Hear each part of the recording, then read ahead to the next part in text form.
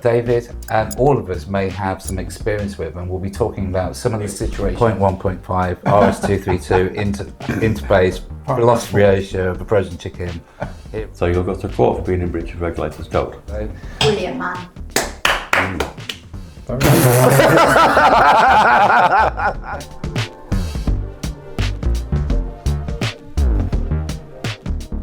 So welcome back to Taxi Talk. Joining me on the sofa, wow, look at the posse we've got today. I said posse. I'm David Hunter, my co-presenter, Jody. Hi. How's the drink going, Jody? Oh, it's going very First well. glass of the podcast. Mm-hmm. Christopher, Managing Director of Take Me. Hello. We have Paul, come all the way down from Liverpool. All the You way enjoyed it down. so much last time. I came twice, yep. You came twice. Not bad for a 47-year-old in Not one go. bad. And David Lawrie, it's all about you today. You are the star of the show. David, what do you do and where are you from? So I'm the director of National Private Hire and Taxi Association. We're based in Manchester, but we do have members all around the UK. We represent private hire drivers, private hire operators, local associations, hackney carriage drivers, and we actively engage with the government and local authorities. Excellent. So the order of business today, you join us. Probably one of the most informative podcasts we've done, because this is about things that affect you, issues with licensing, sometimes unfairly and unjust, situations you may find yourself in that David and all of us may have some experience with, and we'll be talking about some of the situations you may come across. But before we start that, juicy melons.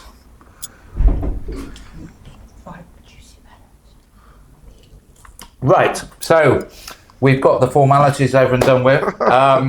So we're going to, David, now very quickly, because I think the issue is quite big, and normally we ask guests about the history, the journey to where they are today.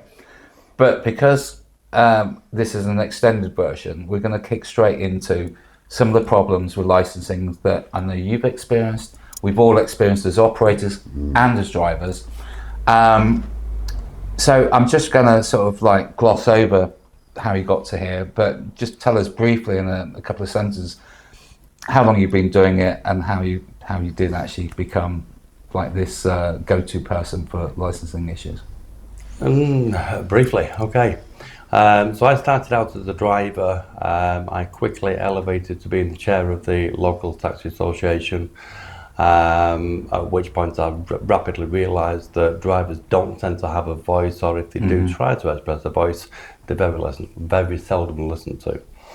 And then my predecessor, Donna from the NPHTA, stood down and they asked me to take over the NPHTA. And I did, on the basis that I've been doing it for 25 years now. Yeah. Even to the point of holding counsel to judicial review successfully.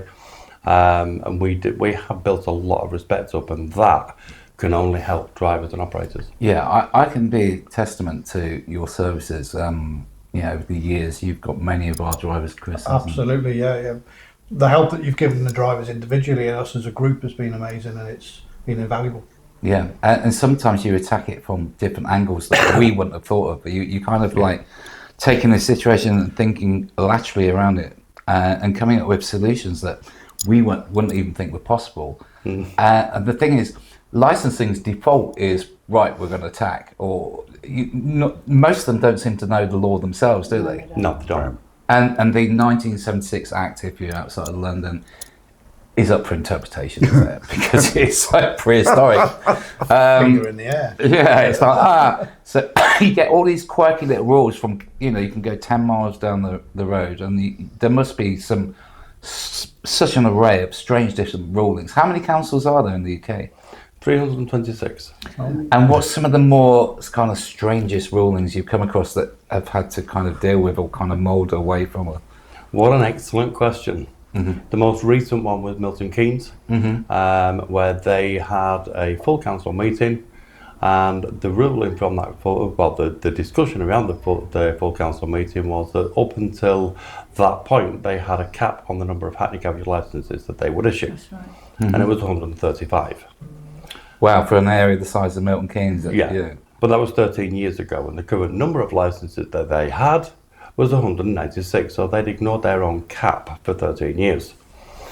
They then introduced a new criteria where any new to license hackney carriage vehicle must be full wheelchair accessible and either full electric or full hydrogen, and then they expanded on it a little bit in brackets by saying, i.e. have no exhaust. There is no such vehicle exists. Yeah. Where do they cook up these ideas? Because they don't listen to the industry, they don't reach out Yeah, but to some of it stakeholders. is common sense, surely. Of course it is. We would think it is because, of course, we're working class. We know how it works on the road. We know how it works in the real world. And all they're doing is reading a piece of paper and thinking, well, that's a good idea, let's do that. And nobody actually reaches out and says, well, actually, is it a good idea?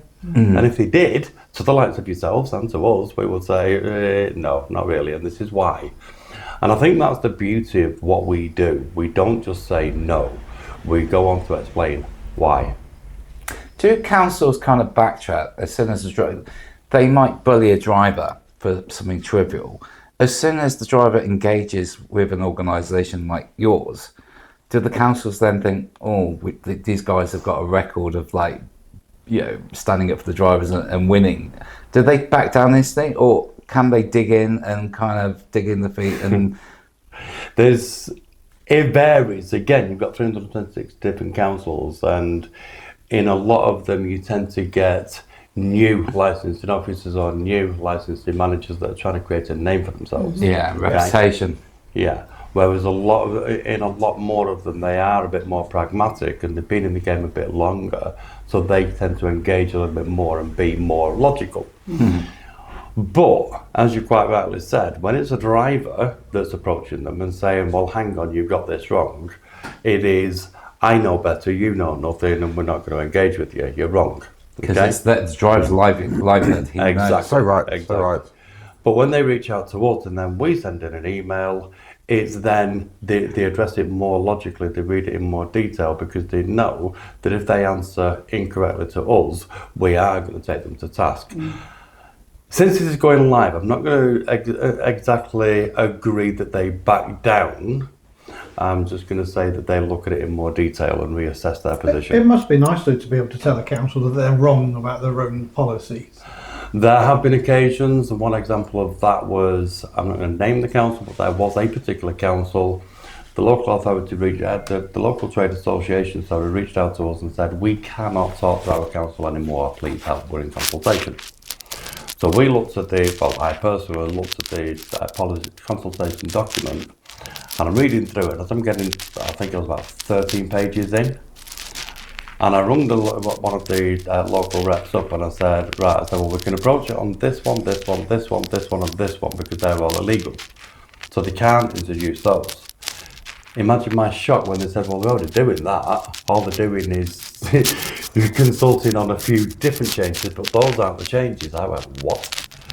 So I emailed into the council and I said, right, I've been asked to look at your consultation. Here's what I found so far. These are the illegal practices that you're currently carrying out. This needs to stop instantly.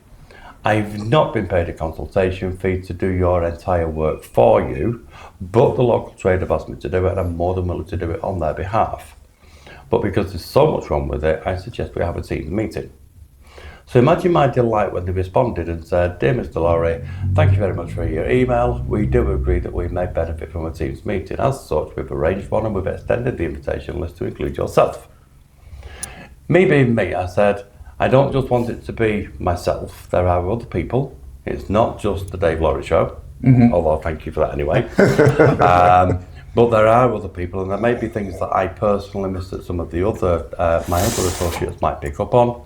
So I'd like them to be included in it as well. So a couple of days later, I got an email back, dear Mr. Lawrie, we've extended the invitation list to include yourself. We will not be extending it any further. Wow. So I emailed back again and I said, I didn't notice a question mark or a request there. I said I want those other people in that meeting. They emailed back and said, dear Mr. Lawrie, I don't know who you think you're talking to, but we are the regulator and we will decide who's going to be in that meeting and who's not. Well, at that point, the sleeves went up And I said, excellent.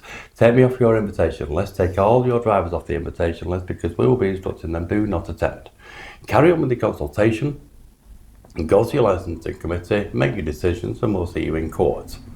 You will not be going to the Magistrates Court, you'll be going straight to the High Court because you are in direct breach of the Regulators Code 2014, which clearly states, section 1.12, the regulator... What section was that, 1.12? 1.12. You remember that? Yeah. I'm good at what I do.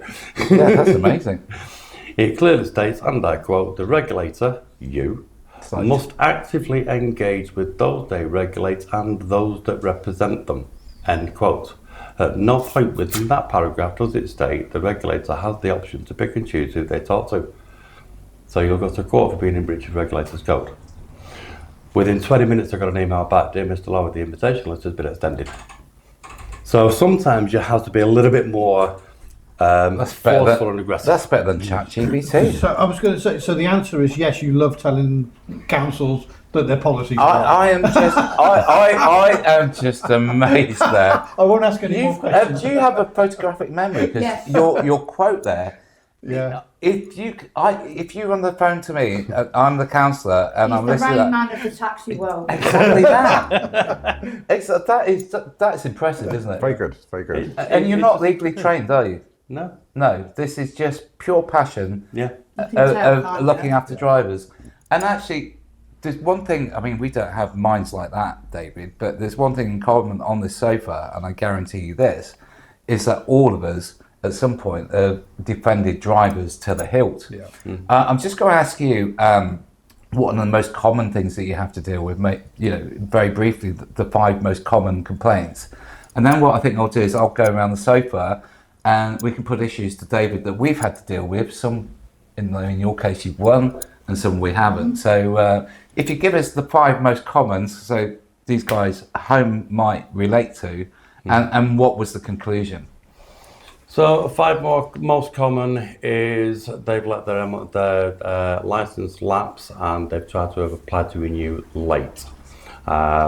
Sometimes we can get the councils to depart from policy and allow them to renew Because of mitigating circumstances. because of mitigating circumstances, and waive the requirement for some of the additional components and just so they're really giving them an extension. Yeah. But that's something to be very, very mindful, because at the end of the day, this is your business and you are duty bound to know when your license expires. Yeah, it's not that. Yeah. It's Same like with you know garage. when to insure your car or taxi car. You've got to know when your actual license expires. exactly. You put it in a diary, or it's Put a no- reminder on your phone. You've all Yeah. got phones. It's Put a not that reminder in difficult. If you can remember your partner's birthday, you should remember when your license. I think you've just opened a whole new podcast. So the second one is the same, but relating to their driver licenses, and it isn't always just the driver licenses. Some of the biggest problem is the DBS. So they've let their DBS update service expire. So the card's been renewed. They've not realised that they've had to go onto the DBS update service and update the card on that platform, so that there is subscription of, I think it's gone up to £18 now, it was £13 a year, automatically renews. Then they need a new DBS. which So- can take time. It's which quicker than can it take used time. to be in fairness. In It most is. sense, but- But one of the, and to clarify this one and to give a bit of a hint to drivers out there, if you realise that your card has expired, your DBS has expired, please don't wait till the council finds out. Yeah, Do it beforehand. It used to be that you used to have to do your DBS and have it for within the last 30 days in order to submit it to the council. Since we're on the update service, that no longer applies. Once you've got your DBS and you're on the update service, that DBS certificate does not expire. So do it early. Don't wait, because at the end of the day, it's your income, it's your livelihood that's at stake if you take that risk. Another one that is very, very popular, and it's all over social media, is, can my partner drive my car? Oh no, they can't, not unless because they're they're not badge holder. insured. But my insurance will put them on the policy. Well, your insurance don't do licensing, and your actual insurance certificate will state in the terms and conditions and limitations to use, as long as the driver holds the license to drive the vehicle. So if you've not got a private hire badge or a handicap badge, you cannot drive that vehicle. End of story. There is one exception. There's only one. And that's for a mechanic to test drive the vehicle to verify what the fault is or to verify the fault has been repaired. Even a licensing officer cannot drive your vehicle. Yeah, we've had problems with that in the past where you kind of move vehicles around and you think, oh, just take it down to the garage and babysit. And yeah, we've been caught out here in Loughborough actually, at Charnwood. One of the other ones is, as you all know, you can have a badge from as many different councils as you want. Okay? You can be licensed by every single council in the county if you want. But your vehicle. But you cannot dual license a vehicle. Okay? And we'll get drivers saying, well, yeah, they do because we've got hire companies and they've got vehicles licensed by 4 or 5 different councils at the same time. Technically speaking, that hire company should be surrendering those plates once that vehicle's come off hire. Yeah. Because until they've done that, the hire company themselves are not licensed to drive those vehicles because they're not badge holders. A lot of hire companies have now started getting badges for their drivers to cross that bridge. But you cannot dual license a vehicle, and the reason for that is because there's that much variation between, going back, the 326 different councils. For example, one might say you've got to have a blue car, another one says you must have a black car, one might say you must have CCTV, another one might say you cannot have CCTV. Yeah, it's going back to the problem of using people just to move cars around legitimately, where you're taking to the garage or moving a high car. Why can't we have like trade plates like they have in, they say, well, this, I'm exempt from being licensed, but I'm just literally moving the car for its own repair, its own maintenance, for the benefit of the vehicle. I love that one. And actually, that's something that some councils will try to say. You can, if you're a mechanic and you're using it for test drive purposes, you must have a trade plate on. No, you don't. That's not valid at all. The DVSA and the regulators for that, they have actually clamped down a lot on trade plates now. They will not issue trade plates unless you can verify that you are a motor vehicle trader, which means you're buying and selling the cars. It doesn't apply to garage workshops. So, unfortunately, you can't get trade plates. Red tape everywhere, isn't there, David? There is. Sorry, final 5, a very quick one, and then I'm going to open it up to you guys, who I'm sure are itching to ask Dave some questions and get some free advice. I think they're itching already, to be fair. Yeah. So I think that the final one of the 5 will be, I've applied for my licenses, I've got my DBS in, but I'm waiting for the DBS certificate to come back, I've done my medical, I've done this, I've done that, I've done the other, but my badge is expired and I haven't got my new one, can I continue to drive? The answer is yes. Cartledge versus Gedling is the case law on that, and that was specifically based around the fact that Mark Cartledge had applied for his DBS, it was waiting for the DBS certificate to come back, and it hadn't arrived yet, and the council were telling him that he could not drive that vehicle, and then caught him driving a vehicle before his new badge had been issued. They tried to prosecute him, he took it to court and won. So Cartledge versus Gedling is the most recent case law. Yeah. So going around the table, we'll start here because I know you've got a story when you beat the council. But if you've got any questions that you've had from drivers to ask, Dave. The bells are ringing straight away. So I know at the moment I've had a driver that's been off the road for 3 weeks. Yeah. Apparently he didn't do his DBS update, and they've basically suspended him because he's got to get a new DBS. He's a company vehicle driver as well. So that car's just sat gathering dust at the minute. So it's costing He's the company itching. money. He wants to get back out on the road and start earning for his family again, and it's painful for me. As he's driving. Yeah, of course it is. Yeah. It's very painful. And it's painful to see that vehicle gathering dust as well from a company point of view. So you're now saying that Cartledge versus Gedling. they shouldn't be suspending him. No. So only last week with my licensing department, they emailed me and gave me a list of 5 drivers, 3 of which don't work for us anymore, but whatever. But 5 drivers, all because of DBS issues. They've not told me why, but I know it's because they've not updated their DBS. And 5 drivers in one licensing department have been suspended.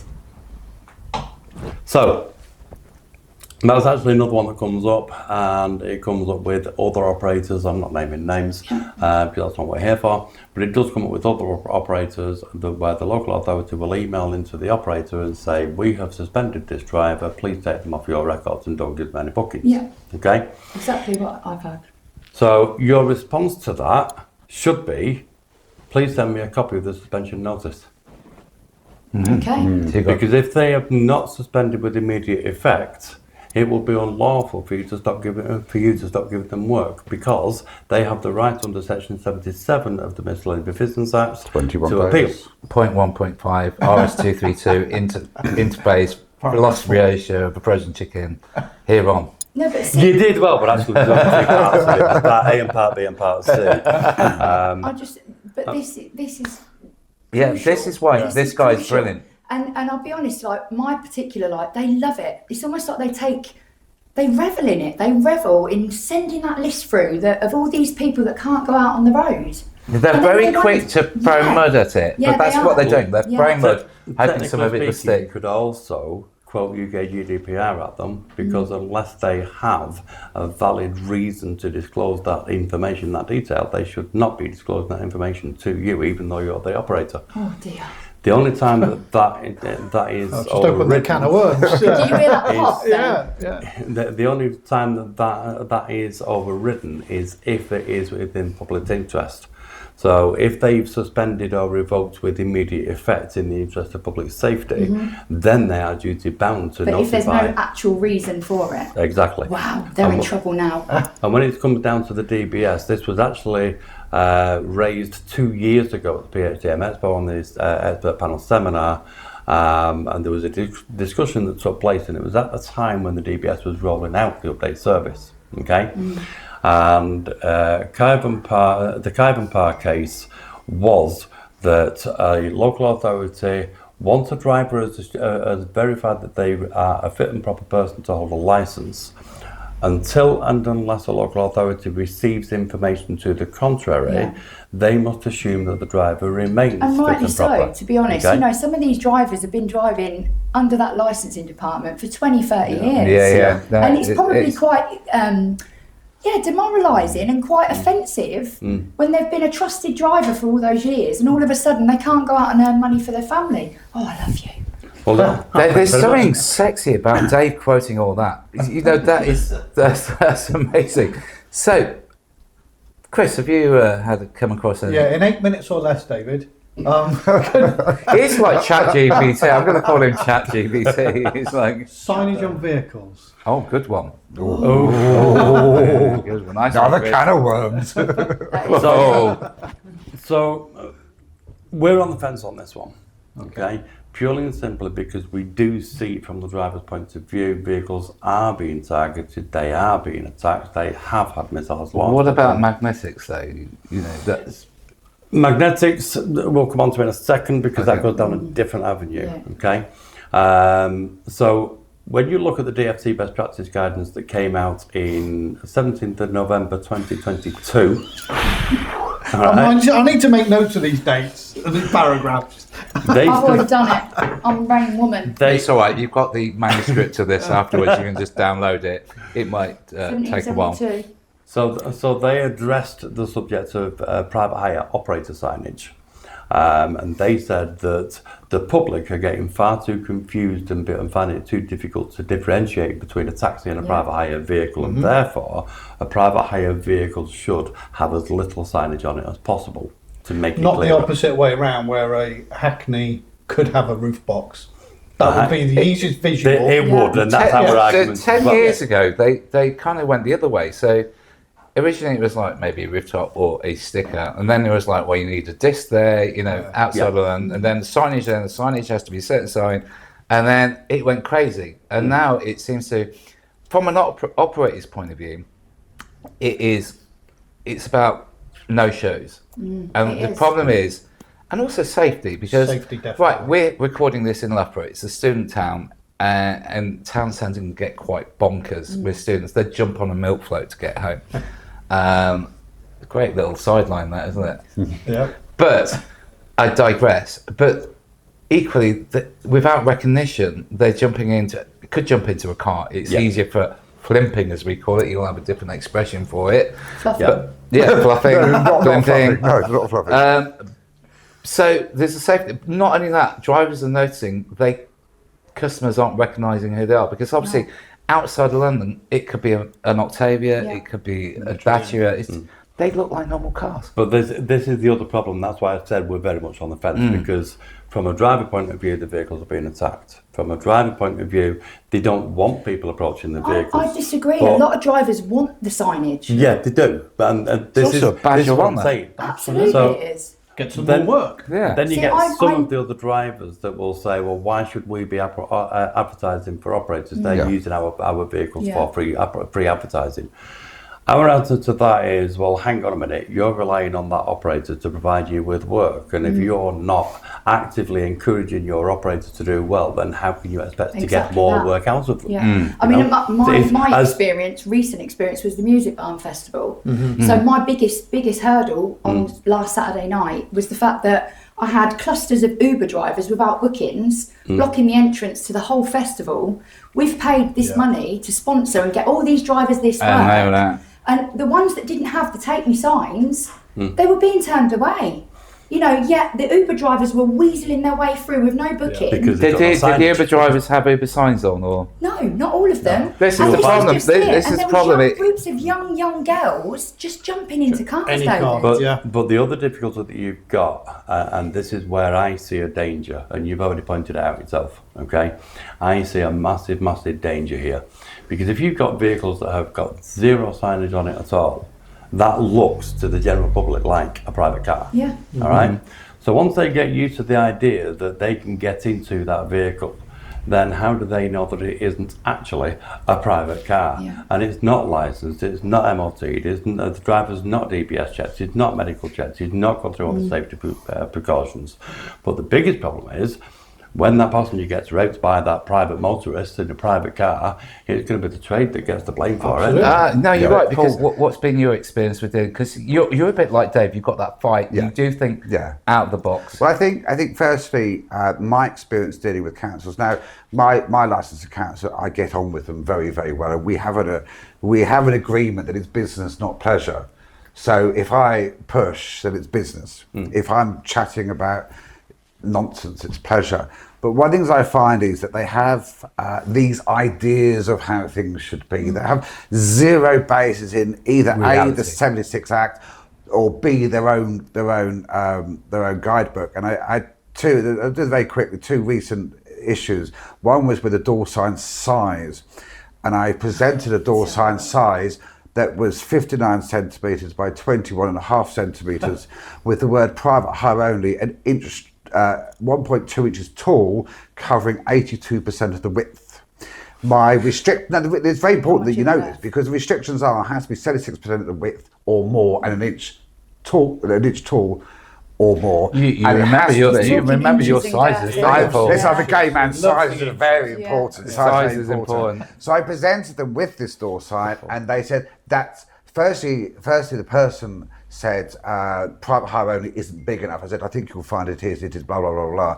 Then they said the door sign is too wide. I said, is it? How wide is it? Well, don't you know? I said, I do, but off you go and measure. It comes back 59 centimetres. So what's the maximum width? So the person went 50 centimetres, 500 millimetres.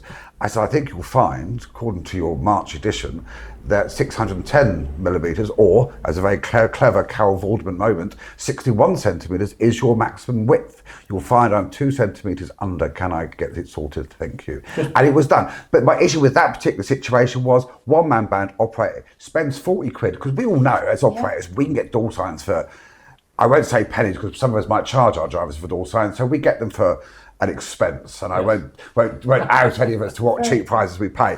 But a single operator might pay £40 for two door signs singularly.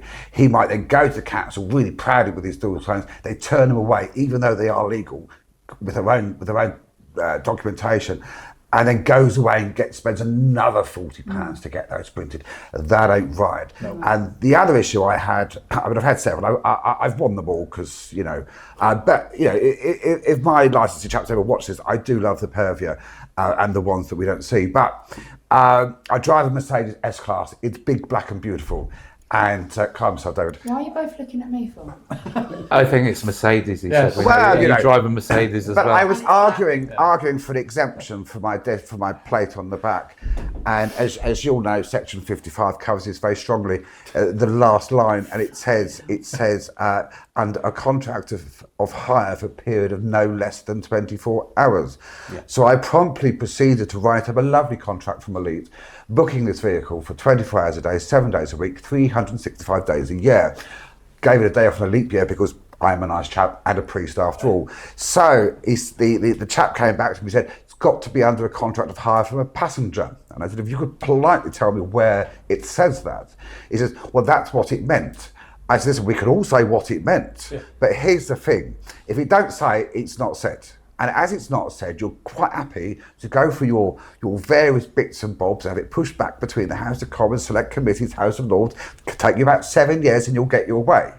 But I want it by the 21st or officially deny me and I'll take you to magistrates. And then you'll have 300 exempted drivers coming to you and so on and so forth. The point is that I'm making is that councils have to be aware that when they fight back at drivers who do not know what they're doing, because none of them read the law, none of them have this absolute desire to read sections after sections after sections, because neither of us have anything better to do with our lives. Well, you might actually. I'm single and I've got a cat. So, you know, I haven't got anything better to do with my life. These drivers don't know. They're being put off, being cost money, being cost work, being cost time on the road. It's not fair, is it? No, it's not.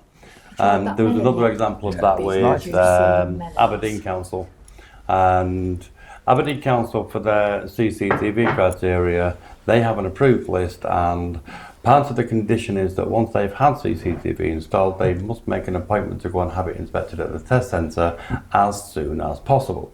Okay. Vague, but go on. Right. So a guy came all the way down from Aberdeen, had CCTV installed, went back up, presented it to the council. The council said, no, you've got to switch it off and have it removed. Why? Because the garage, our compliance test, is closed because of COVID. Right? Well, still. No, this was. I was going to say, you still see people wearing masks. I thought it might be. Yeah.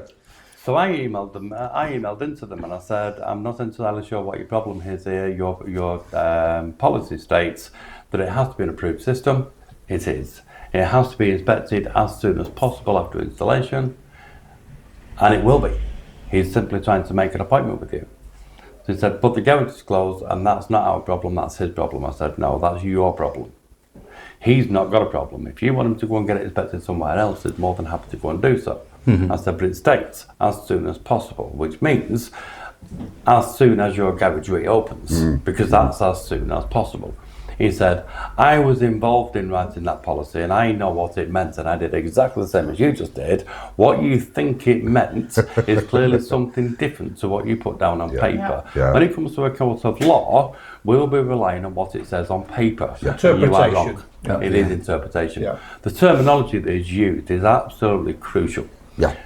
Because it can mean the difference between having to buy a Rolls-Royce Silver Shadow and replace it every week, or having to buy a vehicle that's up to 10 years old and fit for purpose. Yep. It's all down to interpretation. And we had that with Hereford because one of the conditions with Hereford was the licensing department would only license an MPV if all the seats were facing each other. Conference. Yes, I understand that. Okay? And the justification behind it was that they wanted all passengers to have access to an exit. Okay? However, for Herefordshire Council, the Education Department would not issue a school contract for anything that had conference seating because they didn't want the kids kicking each other. So all those seats had to be forward facing. So when it came to rewriting their policy, they brought in a barrister, I'm not naming names, who rewrote the policy for them. And I collared them on it and I said, hang on a minute, I said, you've just written in your policy, all seats must be permanently affixed. He said, yeah. I said, you've just written every single vehicle off. I said, you couldn't even get a jumbo jet licensed under that condition. And they said, what do you mean? I said, all seats that are put into vehicles are bolted in. and they have to be bolted in, because if you need to do any welding work on the floor, you've got to be able to take the seats out, take the carpet out and do the welding and then bolt the seat back in. I said, so you just written that off? He said, oh no, what that means is it must only be able to be modified as per manufacturer specifications. I said, thank you, we'll take that. Because that gave us exactly what we wanted. This is amazing. So, very quickly, so out of every 10 cases that land on your desk, how many actually end up going to court? 1. Maybe 1. Yeah. So people need to contact you if they've got a problem. And how do they do? So a driver out there, if he wants to, in this, is it do you do a subscription service, or is it paying by hour? How does it work? No, it's not. It is an annual subscription service. So a driver can drive as a member, and the cost for that is £50 per year. That's really reasonable. Nothing, though, is it? Quite cheap. That's less than a quid a week. It's less than a miles per hour a week. Yeah. You know what I mean? When you think about it, a miles per hour a week, it might actually do you some good, because it'll think what you can do help with the you Mars bar? live some way. Oh, God. We'll look at the Mars bars next week. We also do operator membership, where an operator can join up, and of course then their drivers are covered. That tends to be more for the smaller operators rather than larger ones, because obviously when you start amalgamating things like that, you find that you might have had 12 operators, it's suddenly right down to 1. We also do local association affiliation schemes, where if a local association has got 20 members or 50 members or 100 members, they can join as an association. Then they can use their NPHTA banding and branding within the emails that they send into the council. Obviously, I have to say there are other companies, associations doing what you do, but you do tend to work together a lot with them, don't you? So we do. So you've got associations that represent operators only. You've got associations that are organisations that represent private hire drivers only. You've got others that represent hackney carriage drivers only. You've got others that represent London black cab drivers only. And our strapline is a United Traders a powerful voice. You what? Yeah, that's our strapline is Strapline, a United Traders a powerful voice. We're trying to get the industry to unite and to stand together. And if we can't do that as heads of associations, which includes the NPHTA working hand in hand with the other organisations, how can we get that message that we all need to stand together? We've got to do it. Start from the top, we're down. Excellent. So all the details will be below. Brilliant, man. Thanks, Jody. Do they not normally have a light that comes on? Before David and the crew go and we leave this episode, would you like to get past David your box so you can delve in and see what he's going to bring out for the lost property? Warm in here, might be a bit sweaty now. Dave, can you grab that box? There we go. Could be a bit sweaty. Warm in here. There you go. This is real life lost property that you can take home. I'd give to the wife, the girlfriend, whatever. How does somebody actually lose that? That's your quill for when you're writing out your legal documents later. 42.645. Yeah. It was a bigger feather, but it was quite a long conversation. It was actually an ostrich that they lost. He actually corrected me, subsection 25. Oh, there you go. Oh, you learned something. I did. Is that why you got the glasses on? Yeah. All legal. Studious. Ring your bell. I think somebody must have pinched that from a hotel. Allegedly. Come on, just choose something. I'll have the bell. Have the bell. I don't suppose you've got any funny stories, have you? The number of funny stories I've got. Funny ones. So what we're going to play then? Not long ones. No, very shortly, we're going to play. I told you it was an extended episode. We're going to play True or False. Okay. Pause to that. Okay. Oh, sorry.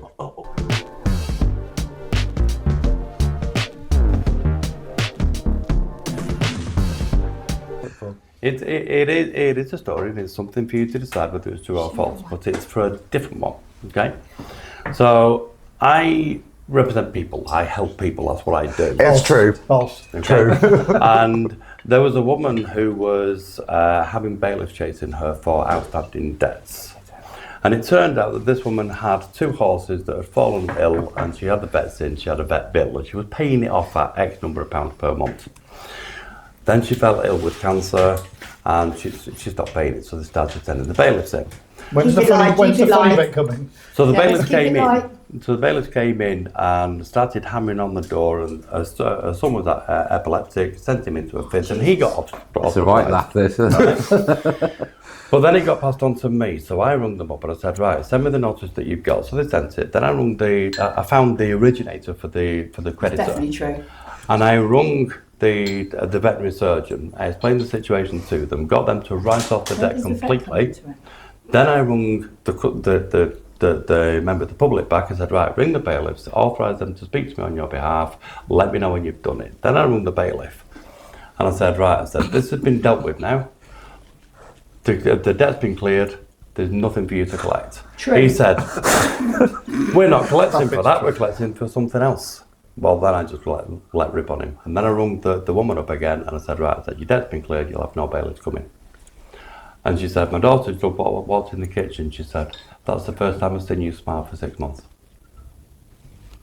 Okay. That's why we do what we do. Sorry, can we do that again? I didn't quite get it. It's just like Jimmy Carr. As long as it's not Jimmy Savile. Okay, True. I'll just go, fuck it, false. Yeah, Sorry, I I'm going to go false. Too much information, false. Yeah. I think false. I mean, I've never been able to make a woman laugh myself. But information that's That's true. because you're a robot. You are like, in the poker nicest face. possible way, you are like Crichton and all these, you are illegal. You want it beyond your capacity to tell a to lie. lie. Would yeah. he? But then, does he tell a lie to get you off? No, it's true. It's false. False. God I'm damn. going to go true. What is it, David? It's true. Of course What? it is. Oh, David Lawrie, can we have a big round? If you still, there's a lot of information to get to, but I think you get the general I think you impression. should have him back though, You David. you want David Lawrie on your side. Yeah, I think Because drivers all do. that research that is Wonder. in his mind is like the mad professor. He just So spills true. out. But like I said at the beginning, councils literally back Listen, away. they do. They run. And we know this because we have experience around there. But there's respect for this guy Absolutely, 100%. who 1,000,000%. found a little niche for himself and is actually helping No, you not are just good. us, You but are you as well. brilliant. So, Dave, with utmost respect, thank you very much. We will have you back. And Paul, thank you as well for coming back down to absolute Liverpool. pleasure. Absolute pleasure. And Jody and Chris, we'll see you next time. See you soon. The power always regenerates the battery. Yeah. So, yeah, that's. Oh no. No! When did that happen? Were you in the shower? Were you driving your car? Let's go back to the shower. Lots of things going through your head as you say, Yeah. you shrink by 20%. Sorry, not there, but there.